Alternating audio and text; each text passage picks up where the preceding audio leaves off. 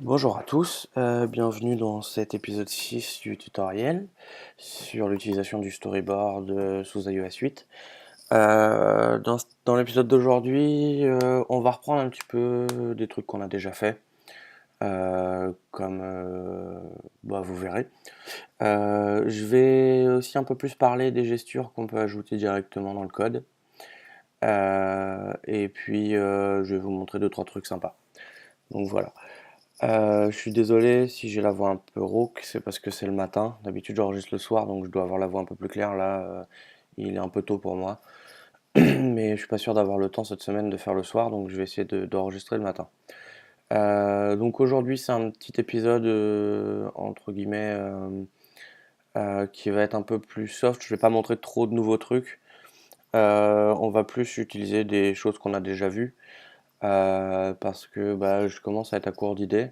Donc si vous avez des choses que vous avez envie de voir, n'hésitez pas à me le mettre dans les commentaires, donc en dessous de la vidéo, en dessous des autres vidéos si vous voulez, ou comment sur le forum, comme vous voulez. Voilà, n'hésitez surtout pas à me demander, moi ça me dérange pas. Justement, ça me donne des idées pour continuer, je trouve ça sympa.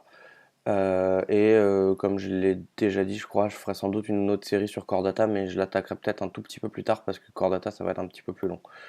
Donc voilà, bon, on va commencer. Alors, on va rouvrir notre projet d'habitude. Je vais changer directement mes préférences pour que le texte affiche mieux, que ce soit plus visible. Voilà, putain, ça flash le matin. Donc voilà, ce qu'on va faire, c'est qu'on va dégager tout ce qu'on a ici. Alors le face view, on n'en a plus besoin. Euh, Celui-là, on peut l'enlever. Hop, on va dégager tout ça. Dans notre storyboard, on va tout virer aussi. Hop, hop. Je crois qu'il ne reste plus rien. On va vérifier. Ok, ok, ok. Celui-là, on peut le dégager. Voilà. On se retrouve avec notre storyboard avec le fond rose. Je vais remettre en fond dessin parce que le rose, ça commence à me saouler. On va mettre du blanc. Voilà, comme ça sera. Ok. Il nous reste juste la classe là où il faut enlever ce qu'on a. Hop, voilà. Tac. Ici, tout ça, ça dégage. Et ici, ça dégage. Voilà. Donc, on a notre contrôleur principal qui est vide et on a notre contrôleur ici qui est vide aussi. Il faut que j'enlève le gesture. Voilà. Donc, on est tout propre. Ce qu'on va faire, c'est que on va pas faire de. On va travailler uniquement dans un seul contrôleur, celui-ci. Et ce qu'on va faire, c'est qu'on va mettre des gestures sur le contrôleur. Et ces gestures vont. Comment Pardon. Ces gestures vont modifier le contenu. Donc ce qu'on va faire, c'est que. Qu'est-ce qu'on va faire À la limite, on va mettre plusieurs gestures à plusieurs endroits de l'écran sur plusieurs vues différentes. Donc on va déjà caler des vues. Hop, hop, hop, hop, hop, hop. Alors, voilà. On va se caler des petites vues un peu partout comme il faut. Hop, alors je vais regarder rapidement combien on a de gesture recognizer qui sont là, comme ça on va peut-être tous les tenter. Donc le tap gesture recognizer, le pinch, le rotation, le swipe, le pan, le screen edge et le long press. On va peut-être pas tous les faire. Le tap, on va faire le pinch parce que voilà. Le rotation gesture recognizer, non. Le swipe, ouais, le swipe, c'est bien. Et le pan, ok. À la limite, on va les faire un par un, comme ça sera plus clair. Donc, on va commencer par le Tap Gesture Recognizer. On va juste caler notre vue comme ça, on va pas s'embêter. Pour l'instant, on va la caler juste par rapport aux marges. Et voilà. Donc, on a notre vue. Pardon, j'ai pas appliqué les contraintes, donc ça va pas marcher. On recommence. Je vous ai dit, il est tôt pour moi. Hop. Donc voilà, on a notre vue qui est calée. Ce qu'on va faire, c'est que on va afficher notre contrôleur à côté. Pardon, c'est pas celui-là, c'est celui-là. Voilà. Hop, je vais réduire un peu ça. Donc on va la référencer, notre vue, on va l'appeler PlayView parce qu'on va jouer dedans. Ok. Hop, voilà. Donc on a notre PlayView qui est ici. Cette PlayView, on va lui ajouter un Tab Gesture Recognizer. Voilà. Le Tab Gesture Recognizer, comme je vous ai montré la dernière fois, on va lui mettre une action. Donc on va lui dire tap. Voilà. Et puis ça ira. On va passer le bon type, je préfère. Voilà. On a notre événement. Alors, ce qu'on va faire, je vais vous montrer un truc nouveau aujourd'hui. Pour l'instant, tout ça, vous l'avez déjà vu. Ce qu'on va faire, c'est qu'on va créer une catégorie. Je ne sais pas si certains d'entre vous savent ce que c'est. Je vais reprendre de zéro pour ceux qui ne savent pas. Donc, une catégorie, c'est quelque chose qui permet de rajouter des méthodes, uniquement des méthodes, pas de propriété, à une classe qui existe déjà. Donc, c'est pas une surcharge de la classe. On va pas faire un héritage. On va pas. C'est juste des méthodes qui vont se greffer à une classe qui existe déjà. Si vous essayez de, enfin, si vous réécrivez des méthodes qui existent déjà dans la classe en question, ces méthodes vont être, c'est les méthodes de votre catégorie qui vont être appelées et pas celles de la classe native. Donc ça permet, entre autres, de réimplémenter des comportements natifs de ce qui est fourni dans la librairie, enfin dans la librairie iOS pour les customiser. Le seul problème, c'est que à l'inverse d'un héritage, dans une catégorie, on n'accède pas à la méthode de la classe en question. Donc dans un héritage, ça serait de la superclasse. Là, c'est de la classe qu'on va catégoriser. Dans une, quand on fait une subclasse, on peut accéder aux méthodes de la superclasse. Il suffit d'appeler super et on récupère les méthodes, on peut utiliser les méthodes de la superclasse. Donc du coup, on peut greffer une implémentation supplémentaire à l'implémentation qui existe déjà, si on veut rajouter juste une fonctionnalité par exemple. Là, c'est pas le cas. Là, si on réécrit une implémentation, l'implémentation de base est plus accessible. Donc du coup, sur certaines fonctions qu'on veut réécrire, ça pose pas spécialement de problème parce que tout le monde sait comment elle marche.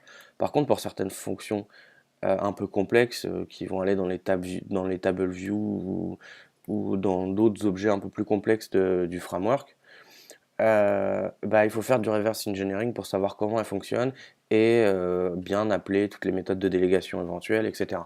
Donc ça peut être un peu tricky. Donc enfin, surcharger, enfin, comment réécrire des méthodes qui existent déjà, c'est pas l'objectif premier des catégories. Les catégories, l'objectif premier, c'est de rajouter des méthodes, souvent des méthodes de convenience à des classes qui existent déjà. Donc là, ce qu'on va faire, c'est qu'on va rajouter une méthode à la classe UIColor. Donc là, pour le coup, dans le projet, c'est pas du tout intéressant de le faire. Enfin, la méthode, vous allez voir, c'est juste une méthode pour générer une couleur random.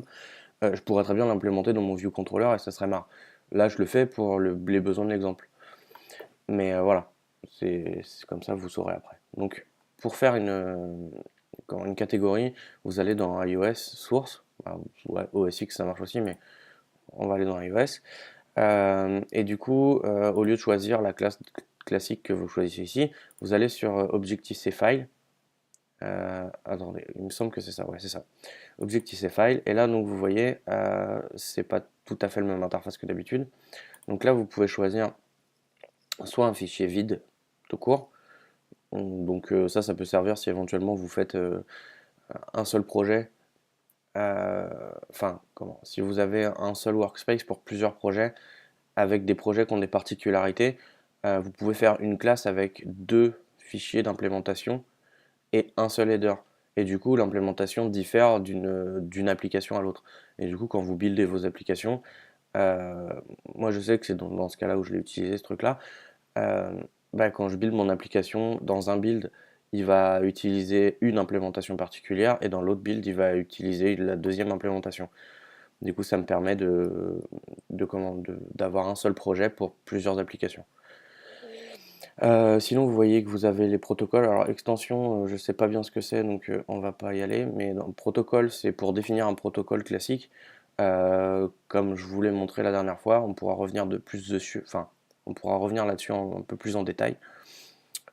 Du coup, on peut le définir soit dans le protocole, on peut le définir soit dans une autre classe, enfin dans le main d'une autre classe ou dans le header d'une autre classe, avant, avant le arrobase interface ou arrobase implementation.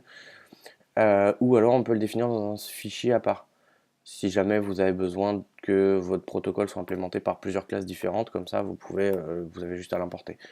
Donc voilà. Et nous, ce qui nous intéresse aujourd'hui, c'est les catégories. Donc on va choisir la catégorie. Du coup, ici, il vous demande de choisir sur quelle classe. Donc là, on va faire UI Color. Voilà. Et donc, alors moi, par défaut, je l'appelle Helper. Vous pouvez l'appeler comme vous voulez. En général, quand je fais une catégorie sur une classe du framework natif, je l'appelle Helper. Comme ça, enfin, je sais que moi, c'est juste mes méthodes à moi que je mets dedans, quoi. Et après, enfin, toutes les catégories que vous faites, si c'est des trucs qui vous servent souvent, vous les faites une fois et puis vous les importez dans tous vos projets, et comme ça vous êtes tranquille. Donc du coup, hop, on l'ajoute dans le dossier du projet. Voilà, donc ça se présente comme ça, on les reconnaît facilement puisque il y a le nom de la classe en premier, après il y a un petit plus, et après il y a le nom du fichier, enfin le nom de la catégorie que vous lui avez donné. Et donc on voit que quand on clique dessus, donc ici on a le point M et ici on a le point H, vous voyez que dans le point M et dans le point H, vous avez un...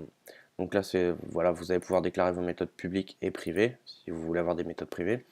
Et donc, au lieu du parenthèse simple et après de l'héritage, ici, vous n'avez pas l'héritage et vous avez entre parenthèses le nom de votre catégorie.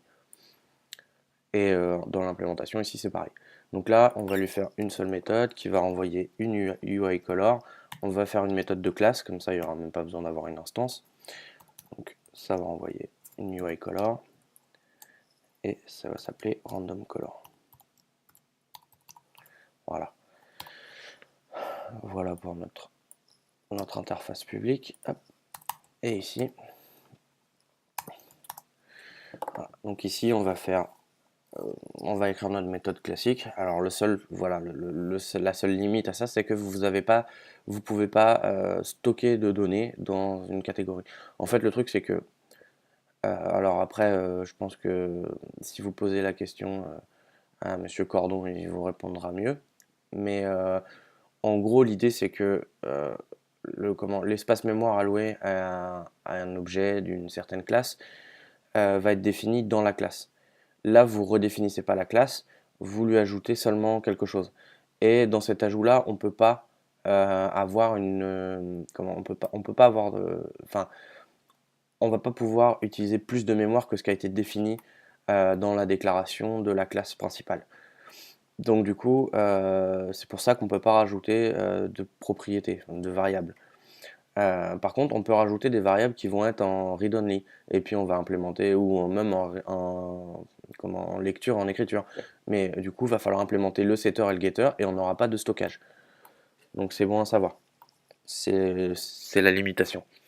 Donc ce qu'on va faire, on va faire un integer, nsinteger, donc r égale. Donc la méthode pour faire du random en Objective-C, si jamais vous l'avez jamais utilisé, c'est arc for random. Voilà. Donc c'est une méthode en C, je crois. Donc là, on veut un random entre 0 et 255. Donc on va lui mettre 255. Il me semble que c'est 255 les plages de couleurs. Attendez, je me colle un doute tout seul. On va les regarder. Pour regarder, une petite astuce simple, c'est que vous sélectionnez une vue. Ici, vous choisissez sa couleur. Et ensuite, vous allez sur les petites réglettes ici. Et vous voyez 255. Donc c'est bien ça le max. À chaque fois, je me gourre entre 250 et 255. Voilà. Donc là, pour ceux qui connaissent pas les opérateurs, c'est un modulo, donc ça va nous rendre arc for random, il renvoie une valeur entre, je sais même pas quoi. Il renvoie une valeur random qui est, je crois, qui tient dans un big int ou un truc comme ça, ou dans un double. Du coup, nous, ce qu'on veut, c'est entre 0 et 255, donc on fait un modulo, comme ça, il nous renverra toujours entre 0 et 255. Voilà. Pour ceux qui savent pas ce qu'est un modulo, c'est la partie entière d'une division. Donc voilà, on fait pareil pour le vert et on fait pareil pour le bleu. Voilà. Donc là, on a nos trois valeurs. Ensuite, on fait hop, UI color. Il y a une méthode de UI color qui lui permet de passer. Vous voyez, il y en a plusieurs, hein, avec hue, saturation, brightness, tout ça. On peut lui passer une image aussi. Il va créer une couleur en fonction de l'image, tout ça. Nous, on va utiliser celui-là, red, green, blue, un alpha. Donc le red, c'est là où il ne faut pas se tromper. Ici, il attend une valeur entre 0 et 1 flottant entre 0 et 1. Donc ici, il me semble que c'est un CG float. Donc on va faire un cast. J'aurais dû faire ici, je vais faire des CG float en fait. Excusez-moi. Pour l'opération après, ça évite de mettre des casts partout. C'est un peu caca sinon. Donc ici, on remet un cast. Voilà. Donc, on veut R divisé par 255. Voilà. Comme ça, il sait que c'est un float avec le point 0. Le F, c'est pour pas qu'il mette trop de chiffres après la virgule, mais enfin, je le mets par habitude, mais après, vous n'êtes pas obligé de le mettre. Le point 0, ça marche aussi. C'est juste pour lui spécifier que du coup, il a celui-là qui est un float et celui-là qui est un float. Du coup, il renvoie systématiquement un float. Donc là, même le cast n'est pas nécessaire. Parce que sinon, il va vous dire que vous faites pas vos divisions avec deux types pareils et du coup, il est pas content. Enfin, des fois, il chouine, des fois, il chouine pas. Après, je vous avoue que ça, c'est pas ma spécialité, donc mettez des. Enfin, moi, je sais qu'en général, je mets des castes à la barbare et puis ça passe. Mais bon, après, je pense que c'est pas la méthode la plus optimisée. Donc là, voilà, cette méthode pour générer une couleur random, elle marche. Il n'y a pas spécialement besoin de s'embêter. Et l'intérêt de tout ça, c'est surtout que c'est dans. Voilà, comme ça, on a vu un peu les catégories, comment ça marche. Donc maintenant, on a notre tap. On va juste faire que quand on tape, on va faire self.view.background color. Alors oui, j'ai oublié, il faut importer notre catégorie. Donc on l'a pas importé comme toutes les classes dans Objective-C, enfin dans Objective-C, il n'est pas content, il va pas voir les méthodes, mais voilà. Là maintenant il va l'avoir, égal UI color, pardon, color j'ai dit, random color. Hop, et là en principe si on build ça comme ça, il devrait pas nous embêter et ça devrait fonctionner direct. Donc on commence avec, ah oui non j'ai pas mis de point d'entrée pardon. Ouais, ça donne ça quand on n'a pas de point d'entrée dans. Je vais vous montrer. Ça vous donne un petit warning ici. Donc, qu'est-ce qu'il nous dit? Le storyboard n'a pas réussi à instancier le view controller par défaut. Voilà. Parce qu'il n'y a pas de point d'entrée sur notre storyboard. Vous voyez, il n'a pas de flèche. Donc ici, il suffit de cliquer là, sur le contrôleur. Et ensuite, is initial view controller dans l'attribut inspector. Et là maintenant, en principe, il devrait être content et arrêter de nous embêter. Voilà. Et si on clique sur notre vue, ah oui, oui, j'ai changé la couleur du fond. Ça c'est juste parce que je fais pas attention. Mais si on fait ici Play View à la place, voilà, ça devrait marcher mieux. Voilà, vous voyez, il détecte bien les tapes sur notre Play View. Alors je vais essayer de taper à côté. Vous voyez, quand je tape à côté, il ne les détecte pas. C'est parce que quand j'ai glissé mon Tap Gesture Recognizer dans mon storyboard, je l'ai glissé sur ma vue qui est au milieu. Alors ici elle n'est pas visible, mais je vais mettre du gris, voilà. Et je l'ai glissé sur ma vue grise. D'ailleurs, en principe, quand on clique dessus, alors quand on fait un clic droit, voilà, on voit, voilà, on peut le décaler, ça, hein. Le pop-up, il n'y a pas de problème, on peut le décaler. Si vous mettez votre souris sur la ligne là, où il y a les références des connexions, vous voyez qu'il highlight que ma vue grise. Voyez. Par contre, le tap, enfin l'action tap, il highlight tout le contrôleur parce que c'est le contrôleur qui répond à l'action. Voilà. Donc vous voyez, c'est tout bête. Donc ce qu'on va faire, c'est que cette vue-là, à la limite, on va la laisser de côté. Non, on va la laisser, on va juste la décaler. On va lui changer les contraintes. Alors, euh, bon, là, ça va pas marcher parce que du coup, on peut lui demander de mettre des contraintes automatiques. Genre, par exemple, si je vais enlever les contraintes, je l'utilise rarement, c'est pour ça que j'ai pas pensé à le montrer, mais si vous suivez bien les lignes bleues comme ça, et que vous cliquez sur le petit triangle ici en bas, vous pouvez lui dire Add Missing Constraint, et en principe, ici, vous voyez, il a ajouté les contraintes tout seul, comme un grand. Alors, il faut que ça soit obvious dans le, dans le storyboard. S'il y a des ambiguïtés, il va vous mettre des trucs pourris. Regardez, on va toutes les enlever, on va recommencer, on va le mettre comme ça. Et là, il va mettre la hauteur en dur. Hop, je pense, voilà, il m'a mis la marge avec le bas en dur. Donc ça, c'est pas spécialement quelque chose de souhaitable parce que bah ça va nous faire un truc tout dégueu sur certains écrans. Donc voilà, c'était juste ça. Donc lui, pour l'instant, on va le déclarer là. Qu'est-ce qu'on va utiliser après? Un pinch gesture recognizer ou alors ouais, un pinch on peut. Euh, Qu'est-ce qu'on va faire? On va faire le swipe. Alors, vous verrez pourquoi. Parce que pour le pinch, je vais enlever les vues, je pense. Hop, voilà. Donc, euh, on va leur dire qu'ils sont. Voilà. Donc là, vous voyez, je l'ai fait en drag and drop comme ça. J'en ai sélectionné une, j'ai dragué jusque l'autre. Et après, j'ai choisi, bah là, je veux qu'ils aient une largeur égale. On va dire, hop là, excusez-moi, j'ai mon réveil qui sonne. Du coup, je vais l'éteindre parce que sinon il va ressonner toutes les 5 minutes, ça va être pénible. Une petite seconde, pardon. Tac, tac, tac, tac, hop, hop. Là, voilà, c'est bon, on doit être tranquille pour un petit moment. Donc, je vais les laisser prendre toute la hauteur pour l'instant. On les redimensionnera après. Hop. Je suis même pas obligé de faire ça en fait, je m'embête pour rien. On va juste leur dire, on va sélectionner les deux. On va leur dire de se coller. Hop, hop, hop. Voilà. Là, je leur ai juste dit de se coller sur tous les bords possibles à 0. 0, c'est peut-être pas mieux d'ailleurs. 8, c'est peut-être mieux.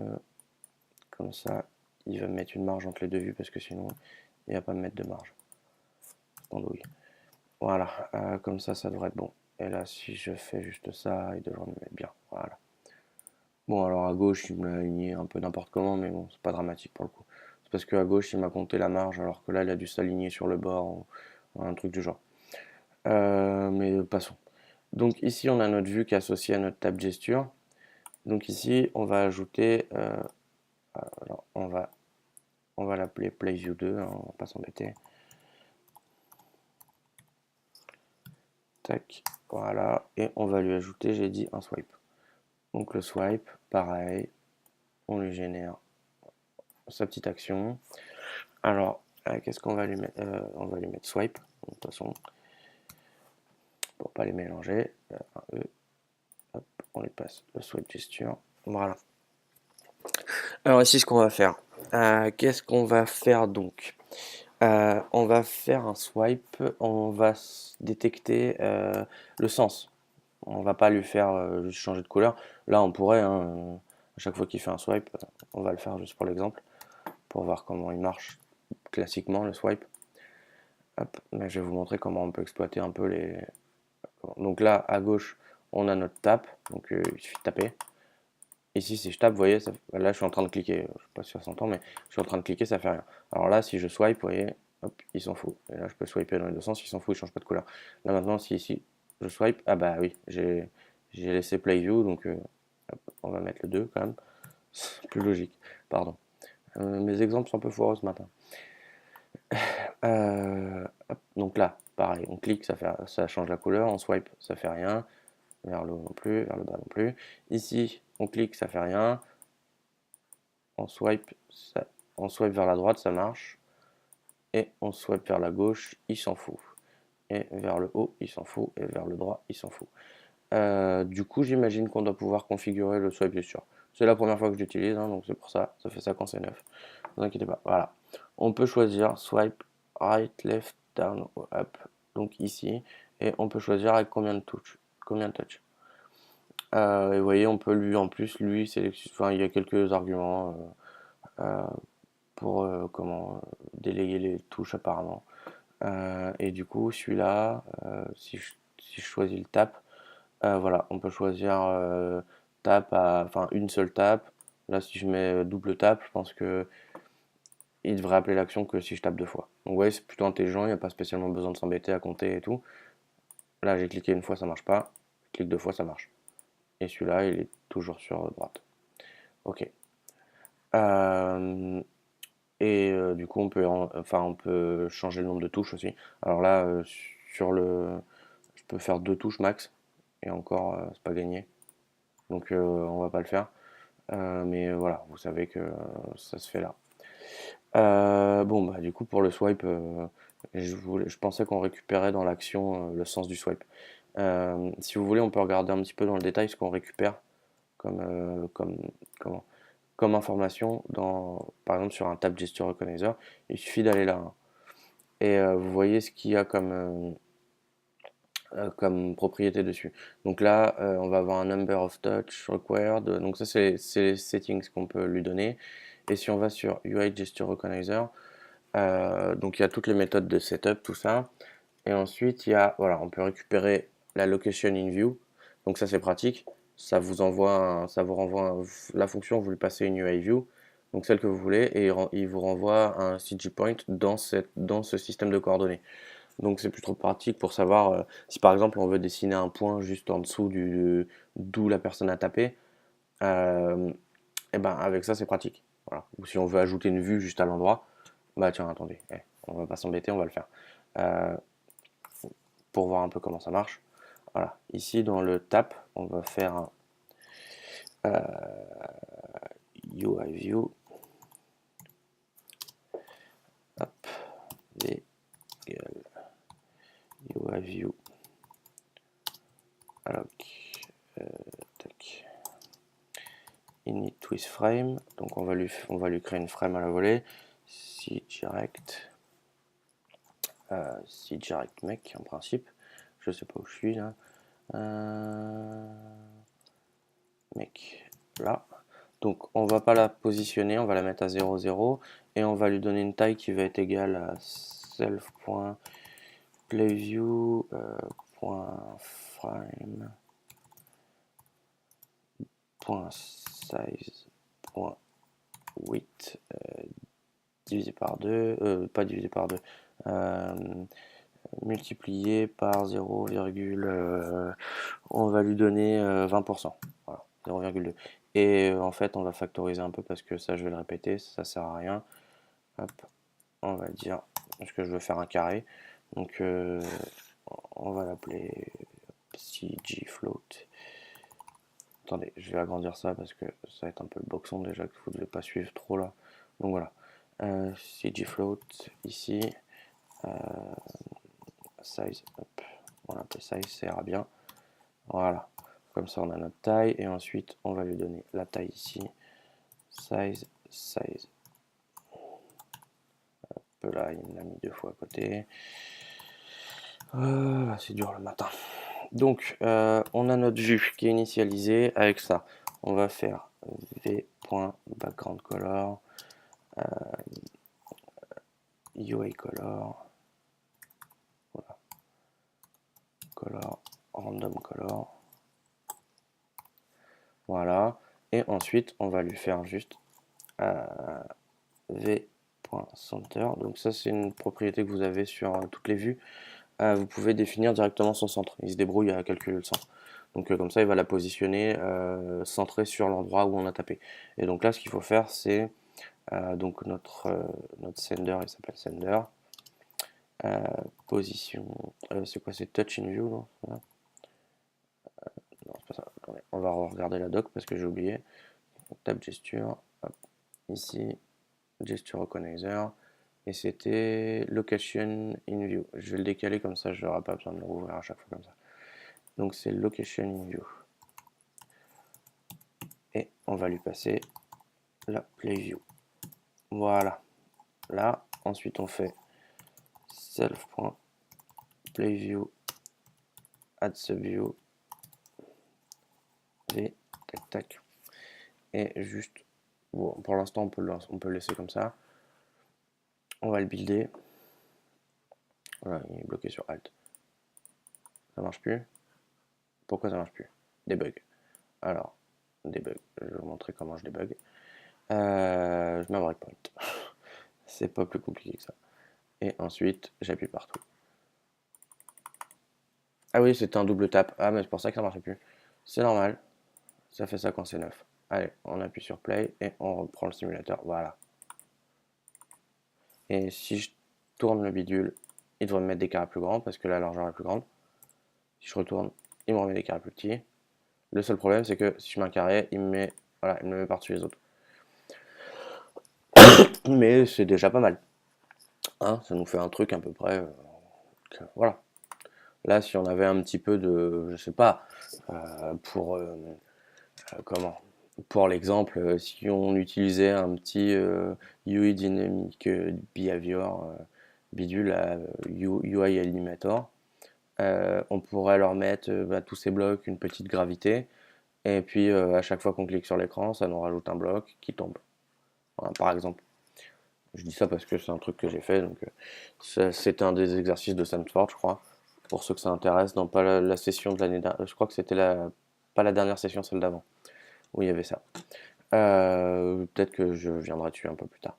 Donc les gesture recognizer, on a vu le location in view, donc il y a le location of touch pour avoir toutes les touches, le nombre de touches qui ont été faites, le state, donc si c'est pour savoir s'il est si la détection commence, euh, euh, continue, a été annulée ou termine.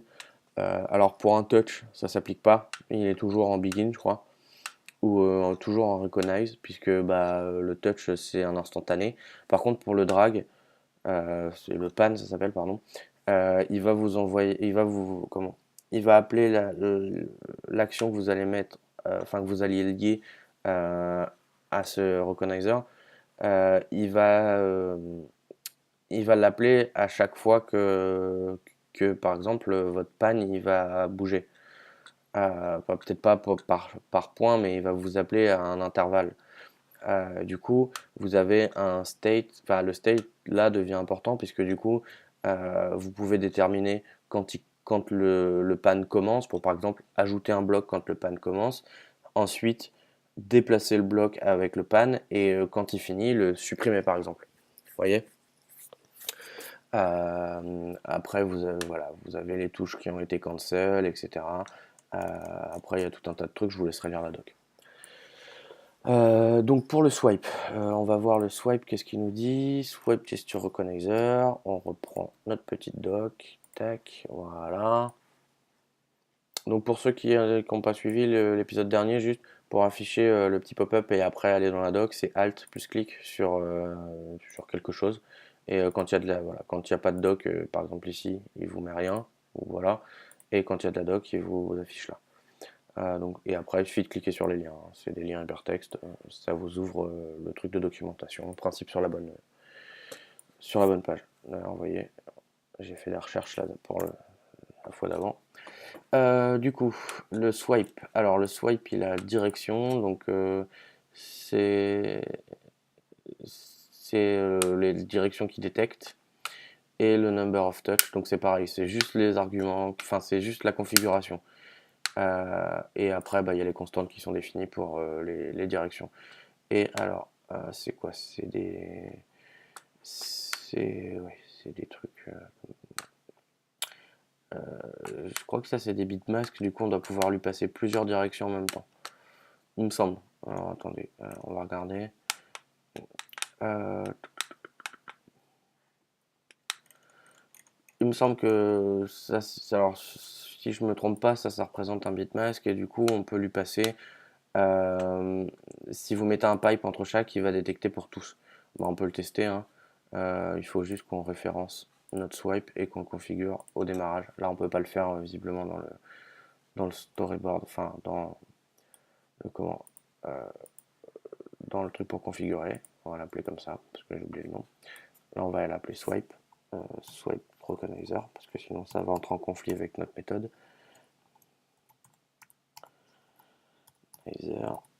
Ok. Du coup, dans notre view will appear, ouais, on va faire ça. View will appear, il est où là. Hop, hop, hop, hop, hop, hop. Voilà. Super. Il était en dessous. Hop, là, là, là, là, là, voilà.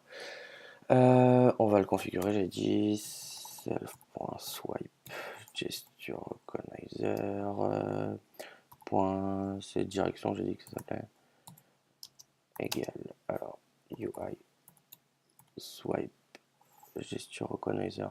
Alors on va lui mettre left et right pour tester. Donc en principe quand c'est des bitmasks, si je me trompe pas, suffit de mettre un pipe et on peut en mettre plusieurs. Alors ça, j'imagine que vous comprenez. Enfin, moi, c'est pas des trucs que j'ai l'habitude d'utiliser. C'est pas des trucs que je serais trop capable d'expliquer comment ça marche les bitmasks et tout. Si vous avez fait un peu de programmation avant, vous avez sans doute déjà vu ça. En gros, c'est que c'est stocké sur un bit et du coup, euh, on peut les enchaîner en fait. Enfin, voilà, bref. Donc là, si on swipe de ce côté-là, ça marche. Voilà, bah, c'est ça. C'est des bitmasks, on peut en passer plusieurs. Donc là, si jamais, bah oui, excusez-moi, je suis pas très explicite. Là, je fais un swipe sur le côté comme ça. Là, je fais un swipe de l'autre côté. Vous voyez, alors ma souris est totalement déglinguée encore, hein, hop. Et ici, on a toujours nos petits carrés. Donc ici, si on voulait, on pourra lui passer en haut et en bas. Bon, pour le swipe, on va pas rentrer plus dans le détail.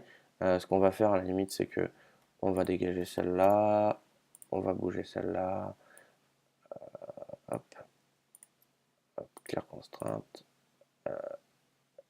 add missing constraint, et voilà. C'est réglé, nos contraintes sont carrées. On va pouvoir virer celui-là et celui-là, on enlève tout, et on recommence comme d'habitude. Hop. Donc ici, il nous reste plus que d'utile le play view. Ok. Donc le play view, maintenant, on va lui ajouter un pan gesture recognizer. Le pan gesture recognizer, je fais n'importe quoi, pardon. Je ne l'ai pas ajouté au bon endroit, je l'ai ajouté en vrac là. C'est dans la vue qu'il faut le rajouter, c'est mieux. Voilà. Ça ressemble, enfin ça donne la même chose, sauf que là il est lié à la vue, sinon il aurait fallu le lier à la main, c'est chiant. Et du coup, on va mettre pan. Donc le pan, on peut s'amuser un peu plus avec, parce que du coup, il y a une notion de début, de fin, avec des positions et puis après des mouvements. Donc on va pouvoir créer une vue et puis la déplacer. On va même pouvoir faire un truc bien dégueulasse en la changeant de couleur à chaque fois qu'elle bouge. Comme ça, vous allez voir, ça va faire un truc horrible. Du coup, on va créer une propriété pour la stocker parce que bah, là, la vue, on va devoir la manipuler de façon pas continue en fait à chaque appel de la fonction. Donc, on va créer une vue property strong non atomique. Alors, pourquoi je ne crée pas ma vue ici et que je la link et que après j'ai juste à la déplacer? Je le ferai bien, mais c'est juste que si je la place, je vais lui mettre des contraintes et une fois que je lui ai mis des contraintes, je peux pas modifier sa position comme ça. Il faut que je modifie les contraintes. Du coup, ça va être plus chiant. Alors que là, bah, il n'y en a pas pour long à faire une vue manuellement. Et puis, on l'a fait tout à l'heure. D'ailleurs, j'aurais peut-être pu garder mon code. C'est pas grave. Alors, là, on va juste faire un if self, pas self, pardon, sender.state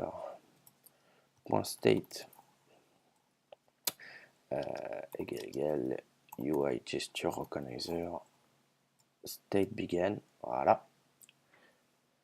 Donc quand on est dans le began, on va créer notre view. Ok.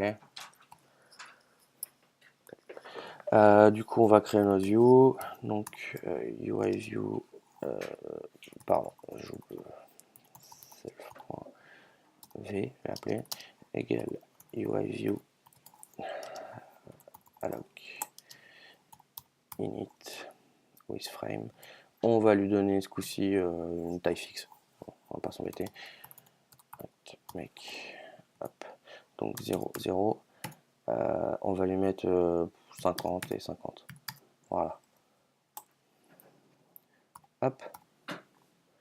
Ensuite, on va faire self.v.background color égale UI color random color. Voilà, comme ça on a notre vue qui est bien configurée. Et la fin, self. Alors attendez, oui c'est ça, ça doit être ça toujours. Self.v.center, comme tout à l'heure. Pour l'instant on le gère comme si c'était un touch. Sender, oh, pardon. Oui, j'ai l'habitude de coder dans mon coin là, mais en agrandissant un peu ça aide. Location in view.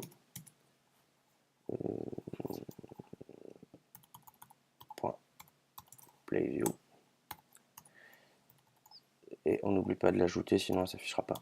Self.playView at the view.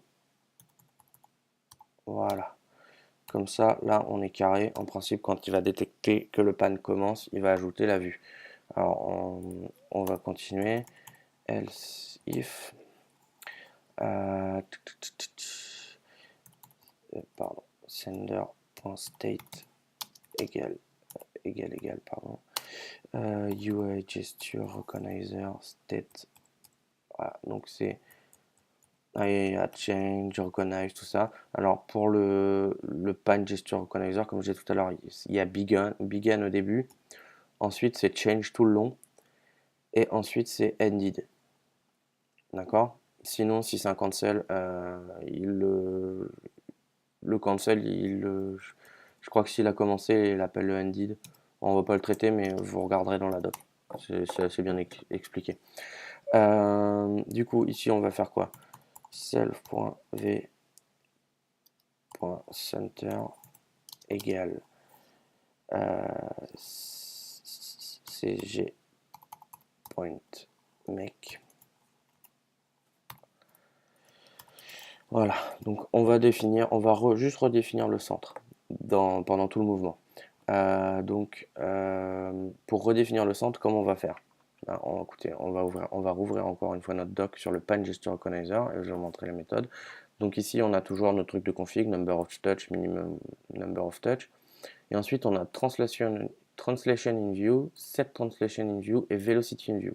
Alors le velocity in view, on va pas s'en occuper parce que c'est du coup, si par exemple vous voulez faire que on puisse sélectionner un élément sur votre interface, commencer à le faire glisser et le lâcher pour pouvoir lui donner une vitesse qui va être cohérente. Vous pouvez récupérer la vélocité et puis par exemple la faire ralentir au fur et à mesure pour que ça vous donne un effet un peu sympa.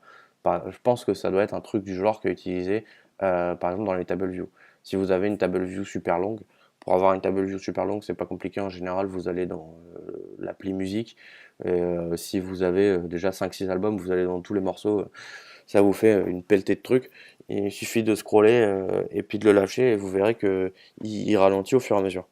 Et ben là, je pense que c'est basé sur la velocity. Après, je sais pas exactement, mais je pense que c'est basé dessus. Mais nous, on va utiliser le translation in view donc pour récupérer le mouvement. Donc c'est un point en fait c'est pas vraiment un point. C'est stocké dans un CG point parce que c'est facile, il y a un X et un Y, mais le X et le Y représentent un mouvement. Donc ça va être un plus ou un moins X et un plus ou un moins Y. Et ensuite, on va utiliser le set translation in view pour le remettre à 0 systématiquement quand on l'a traité. Donc je vais vous montrer ici. Ici, on va faire. Alors, on va récupérer la translation. CG point translation égale. Hop, donc là, c'est sender translation in view play view. Voilà. Donc là, on a récupéré notre translation. Donc on va modifier notre centre. Donc ça va être l'ancien centre. Donc à la limite, ce que je vais faire, c'est que je vais le récupérer aussi, ça fera moins de trucs à écrire. CG point Alt Center. .v, .center. Hop. Et du coup, oui, on peut pas modifier le center.x et le center.y directement parce que c'est un. Enfin, je sais plus, il est pas content. Faut le changer. Soit recréer un nouveau point en ayant fait les modifications, soit on doit pouvoir le modifier ici en fait. Le alt center, on doit pouvoir le modifier. Par contre, le v.center, on peut pas. Alors ça, j'ai lu un truc là-dessus, mais je ne saurais pas le réexpliquer. Donc là, ce qu'on va faire, on va juste faire altCenter.x plus translation, pardon, translation, pas trop, .x, et ici altCenter.y plus translation.y. Donc là, on a appliqué notre translation, sauf qu'elle n'est pas remise à 0 à chaque fois que l'action est appelée. Si on ne la remet pas à 0, mettons que là, la translation elle est de 1, 1, et que donc on modifie bien notre vue, l'utilisateur continue de bouger, on est rappelé pour une modification par rapport à avant de 1, 1, mais du coup le truc ça va être 2, 2. Donc du coup si on applique cette translation, on va avoir un truc exponentiel où notre vue elle va se déplacer beaucoup plus vite que le doigt. Donc nous on veut que ça suive le mouvement. Donc ce qu'on va faire, c'est qu'on va la remettre à 0. Sender, set translation. Ici, CG point 0. Ça vous renvoie un CG point avec 0, 0. Voilà. Self.playView. Voilà. Et ici, on va faire un else if sender.state égale UI gesture recognizer state ended. Ah ben j'ai mis ended là derrière, là, je me suis trompé, pardon. Là c'est change. Pas cancel, pardon. C'est compliqué là. Changed, voilà. Et ici c'est ended. Et j'ai pas mis. Il manque un égal, voilà. Comme ça. Voilà. Du coup, quand c'est fini, self.playView. Non, c'est pas self.playView. Self.v. Remove from superview. Voilà. Et self.v égale nil. Donc notre vue, elle va juste s'ajouter quand on va bouger et quand on va relâcher, elle va se barrer. En principe, si tout fonctionne bien. Alors mon simulateur est du mauvais côté, on va le remettre là. Voilà. Donc là, on a notre simulateur. Je vais l'attraper ici, je déplace. Vous voyez qu'elle suit bien ma souris et dès que je relâche, pouf. Voilà. J'aurais pu faire en sorte de ne pas l'enlever. Comme ça, à chaque fois que je clique, hop, on va faire ça. On va avoir notre vue qui va. Hop. Notre vue va rester une fois qu'on l'aura bougé. Voilà, comme ça. C'est juste que là, du coup, si on tourne, tout est en vrac. Voilà. Mais sinon, ça reste. Et si vous voulez voir le taux de refresh, parce que c'est pas de 1, enfin, c'est pas à chaque fois qu'on bouge de 1 point qui rappelle la méthode. Il la rappelle de façon plus ou moins arbitraire. Alors ça reste fluide, mais c'est pas 1, 1. Alors on peut soit mettre un log, soit on va faire ça. L'idée c'est que si on voit la couleur clignoter, c'est que c'est pas un 1, et si on la voit pas clignoter et qu'on voit une espèce de couleur toute noire, c'est que ça doit être vraiment très proche. Ouais, on la voit clignoter. Si je vais vite, on voit rien, mais sinon ça va, on voit un peu que ça clignote. Bon, par contre là, je pense que j'ai tué 3-4 épileptiques, mais sinon, voilà, ça fait un effet tout dégueulasse. Bon, c'est joué avec tout ça. Je pense que l'épisode est assez long. Du coup, je vais m'arrêter là. Je sais pas combien de temps j'en suis, mais beaucoup, je pense. Donc, je vais m'arrêter là. J'espère que vous aurez appris 2-3 trucs. On continuera peut-être un petit peu sur les gestures reconnaisseurs la prochaine fois. Même si j'ai fait les plus importants, le pinch, je vous avais montré la dernière fois. Après, honnêtement, ils sont tous bâtis sur le même modèle, hein. un petit coup de lecture de doc pendant que vous êtes en train d'implémenter, ça marchera bien, vous voyez. Là, je l'ai fait, le swipe, j'avais jamais utilisé, ça se fait en 2-2 en principe. Donc, écoutez, sur ce, hop, on va fermer tout ça. Sur ce, moi, je vais vous souhaiter un bon courage pour ceux qui sont en train de faire l'attestation. Pensez aussi à ceux qui sont intéressés à aller sur le forum pour vous inscrire pour le projet d'été, qui peut être intéressant à faire à plusieurs, tout ça. Moi, je vais y participer. Pour l'instant, alors quand j'ai regardé hier, on n'était que deux à être inscrits. Donc, n'hésitez pas à envoyer votre mail à Monsieur Cordon pour dire que vous voulez participer. Comme ça, il mettra tout le monde en relation. Ça peut être un projet sympa. Après, je suis pas persuadé qu'on ait besoin de passer 8000 heures par semaine. Donc, même si vous n'avez pas une grosse quantité de temps, si on a assez, on doit pouvoir se débrouiller. Moi, je sais que j'ai pas spécialement beaucoup de temps, mais bon, j'essaierai d'y passer un petit peu de temps quand même. Je pense que si on s'y met tous, on peut faire un truc un peu sympa. Donc voilà. Sur ce, je vous dis à bientôt et puis bah, bonne journée du coup.